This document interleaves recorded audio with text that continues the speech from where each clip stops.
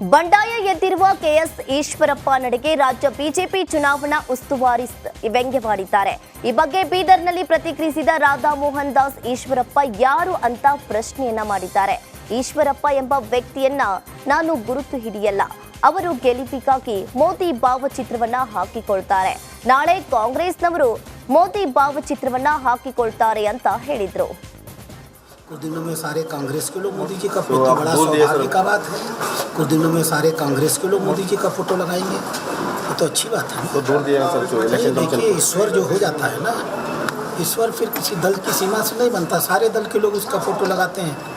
उस दिन में सारे कांग्रेसी, सारे सपाई, सारे बसपाई, ADMK वाले, ADMK वाले सब मोदी जी का फोटो लगाएंगे। जीतने के लिए मोदी जी का फोटो उनको चाहिए। ಕೆಪಿಸಿಸಿಯ ಪ್ರಧಾನ ಕಾರ್ಯದರ್ಶಿ ಗುರುಪಾದ ಸ್ವಾಮಿ ಬಿಜೆಪಿಗೆ ಸೇರ್ಪಡೆಯಾಗಿದ್ದಾರೆ.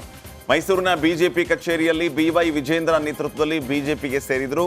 ಇನ್ನು ಗುರುಪಾದ ಸ್ವಾಮಿಗೆ ಬಿಜೆಪಿ ಬಾವುಟ ನೀಡುವ ಕೆಲಸವನ್ನ BY ವಿಜೇಂದ್ರ ಅವರು ಮಾಡಿಕೊಂಡರು. ಈ ವೇಳೆ ಶಾಸಕ ಶ್ರೀವತ್ಸ, ವಿಧಾನ ಪರಿಷತ್ ಸದಸ್ಯ H ವಿಶ್ವನಾಥ್, ಚಾಮರಾಜನಗರ ಬಿಜೆಪಿ ಅಭ್ಯರ್ಥಿ ಬಾಲರಾಜ್, ಬಿಜೆಪಿ ನಗರಾಧ್ಯಕ್ಷ ನಾಗೇಂದ್ರ ಸೇರಿದಂತೆ ಅನೇಕರು ಭಾಗಿಯಾಗಿದ್ದರು.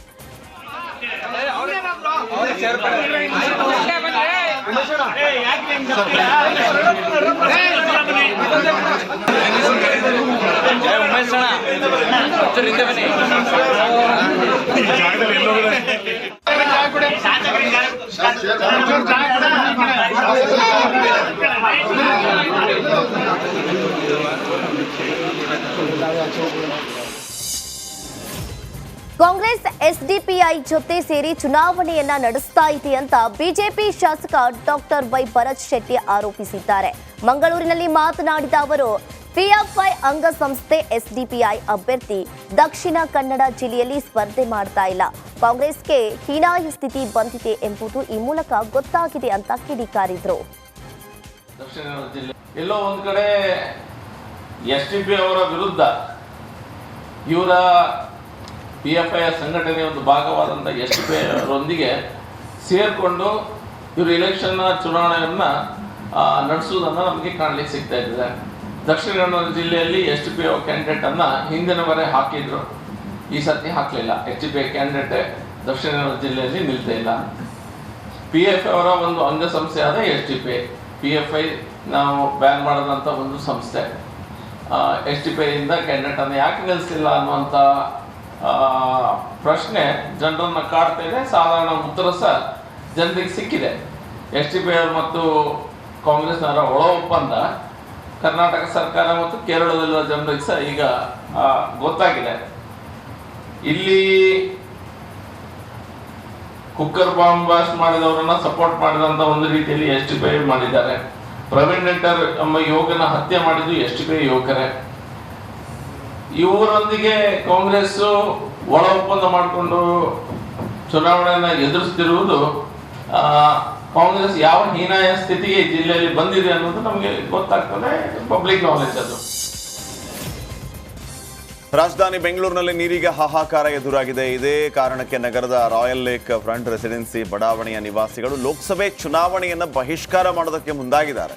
ನಮಗೆ ಕಾವೇರಿ ನೀರಿನ ಸಂಪರ್ಕ ಸಿಗೋ ತನಕ ಮತದಾನ ಇಲ್ಲ ಅಂತ ಆಕ್ರೋಶ ಹೊರಹಾಕಿದ್ದಾರೆ. ನಾವು ಈ ಸಲ ಬಾಯ್ಕಾಟ್ ಮಾಡ್ತೀವಿ ಅಂದರೆ ನಮಗೆ ನಮ್ಮ ಸಮಸ್ಯೆ ಈಗ ಪರಿಹಾರ ಆಗಲಿಲ್ಲ ಅಂದರೆ ಮುಂದುವರಿತಾ ಯಾವುದೇ ಎಲೆಕ್ಷನ್ ಬರಲಿ ನಾವು ಹೆಂಗೆ ಅಂದರೆ ಸೈಲೆಂಟ್ ಪ್ರೊಟೆಸ್ಟ್. ನಾವು ರೋಡಿಗೆ ಇಳಿಯೋದು, ಗಲಾಟೆ ಮಾಡೋದು ಆ ಥರದ ಜನಗಳೇ ಅಲ್ಲ ಇಲ್ಲಿರೋರು, ರೈಟ್. ಇನ್ನೊಂದು ವೆರಿ ಇಂಪಾರ್ಟೆಂಟ್ ವಿಚಾರ ಅಂದರೆ ನಾವು ಇಲ್ಲಿ ಪ್ಲಾಟ್ಗಳು ತಗೊಂಡಾಗ ನಮ್ಮ ಸುತ್ತಮುತ್ತಲು ಇಲ್ಲಿಗಿಂತ 200-250 ರೂಪಾಯಿ ಸ್ಕ್ವೇರ್ ಫೀಟಲ್ಲಿ ಕಡಿಮೆ ಲ್ಯಾಂಡ್ ಇತ್ತು. ನಾವಿಲ್ಲಿ ಏನಕ್ಕೆ ತೊಗೊಂಡು ಅಂದರೆ ಇದೊಂದು ಪ್ರೀಮಿಯಂ ಲೇಔಟ್, ಒಂದು ಎಲ್ಲ ಫೆಸಿಲಿಟಿ ಇದೆ ಅಂದ್ಬಿಟ್ಟು ಇಲ್ಲಿ ನಾವು ದುಡ್ಡು ಇನ್ವೆಸ್ಟ್ ಮಾಡಿಬಿಟ್ಟು ಸಾಲ ಎಲ್ಲ ಮಾಡಿಕೊಂಡು ಮನೆಗಳು ಕಟ್ಟಿದ್ವಿ. 2003ಇಂದ ವಿ ಆರ್ ಟಾಕಿಂಗ್ ಅಬೌಟ್ 2024. ನಾವು ಈ ಸಲ ಹಿಮ ಪರ್ವತಗಳಲ್ಲಿ ಭಾರತೀಯ ಸೇನೆ ತನ್ನ ಶಕ್ತಿಯನ್ನು ಅನಾವರಣಗೊಳಿಸಿದೆ. ಸಿಕ್ಕಿಂನಲ್ಲಿ ಬರೋಬ್ಬರಿ 17,000 ಅಡಿ ಎತ್ತರದ ಪರ್ವತಗಳಲ್ಲಿ ಬಲ ಪ್ರದರ್ಶನ ಮಾಡಿದೆ. ಭಾರತೀಯ ಸೇನೆ ನಡೆಸಿದಂಥ ಆಂಟಿ ಟ್ಯಾಂಕ್ ಗೈಡೆಡ್ ಮಿಸೈಲ್ನ ತರಬೇತಿ ಯಶಸ್ವಿಯಾಗಿದೆ. ಅಂದರೆ 17,000 ಅಡಿ ಎತ್ತರದಲ್ಲೂ ಭಾರತೀಯ ಸೇನೆ ತನ್ನ ಮಿಸೈಲ್ಗಳಿಂದ ಎದುರಾಳಿಯನ್ನ ಹೊಡೆದುರುಳಿಸಬಹುದಾಗಿದೆ.